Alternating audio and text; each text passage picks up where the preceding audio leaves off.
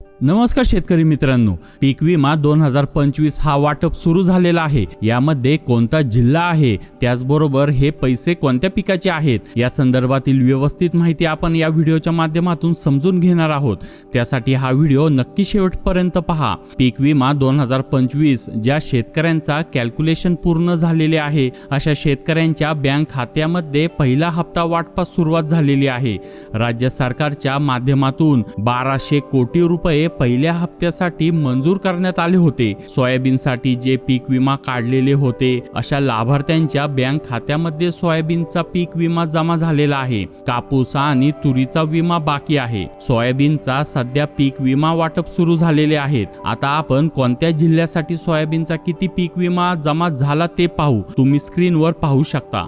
आता आपण हिंगोली जिल्हा पाहू। यामध्ये कोणते कोणते तालुके ते तुम्ही स्क्रीनवर पाहू शकता। हिंगोलीमध्ये 2,95,00,000 रुपये इतकी रक्कम शेतकऱ्यांच्या खात्यात वाटपाचे सुरू झाले आहे। त्यानंतर कळमनुरी या तालुक्यामध्ये 10,75,00,000 रुपयाचे वाटप सुरू झाले आहे। त्यानंतर वसमत तालुक्यामध्ये 54,20,00,000 इतकी रक्कम वाटपास सुरुवात झाली आहे। त्यानंतर औढा नागनाथ या तालुक्यामध्ये 25,82,00,000 इतकी रक्कम वाटप सुरुवात झाली आहे। त्यानंतर सेनगाव या तालुक्यामध्ये 2,22,00,000 इतकी रक्कम वाटपास सुरुवात झाली आहे। त्यानंतर परभणी जिल्हा, या जिल्ह्यामध्ये कोणते तालुके ते तुम्ही स्क्रीनवर पाहू शकता। पहिला जिंतूर तालुक्यामध्ये 4,54,00,000 इतकी रक्कम वाटपास सुरुवात झाली आहे।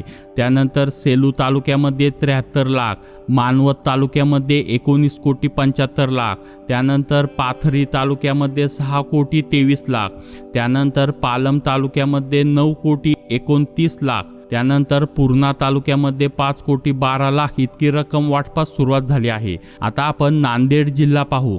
नांदेड जिल्ह्यामध्ये अर्धापूर तालुक्यामध्ये 33,38,00,000 इतकी वाटपास सुरुवात झाली आहे। भोकर तालुक्यामध्ये 27,65,00,000, बिलोली तालुक्यामध्ये 75,08,00,000, देगलूर तालुक्यामध्ये 118,52,00,000, धर्माबाद तालुक्यामध्ये 24,61,00,000, हदगाव तालुक्यामध्ये 114 कोटी, हिमायतनगर तालुक्यामध्ये 40 कोटी, त्यानंतर कंधार तालुक्यामध्ये 52 कोटी, त्यानंतर किनवट तालुक्यामध्ये 19,14,00,000, त्यानंतर लोहा तालुक्यामध्ये 75,95,00,000, त्यानंतर मुदखेड तालुक्यामध्ये 23,27,00,000, त्यानंतर मुखेड तालुक्यामध्ये 100,51,00,000 इतक्या रकमेचे वाटप सुरू झाले आहे। त्यानंतर नायगाव तालुक्यामध्ये 50,47,00,000, त्यानंतर नांदेड तालुक्यामध्ये 24,45,00,000, त्यानंतर उमरी तालुक्यामध्ये 30,04,00,000 इतक्या रकमेचे वाटपास सुरुवात झाली आहे।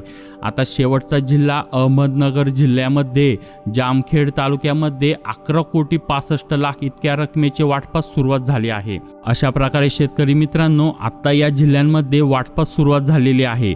तुमच्या गावातील एखाद्या शेतकऱ्यांच्या बँक खात्यामध्ये पैसे जमा झाले आहेत आणि एखाद्या शेतकऱ्यांच्या बँक खात्यात पैसे आले नसतील तर काळजी करू नका। येणाऱ्या आठवड्याभरामध्ये तुमच्या खात्यामध्ये सुद्धा पैसे लवकरच जमा होणार आहेत। जर पैसे आले नसतील तर तुम्ही कोणत्या जिल्ह्यातून आहात ते कमेंटमध्ये सांगा। तुमचा जिल्हा संदर्भातील जर अपडेट आला तर सर्वप्रथम आपल्या चॅनलवर नक्की अपडेट घेऊ। हा एक दिलासा देणारा अपडेट असल्यामुळे जास्तीत जास्त शेतकऱ्यांपर्यंत हा व्हिडिओ नक्की शेअर करा। धन्यवाद।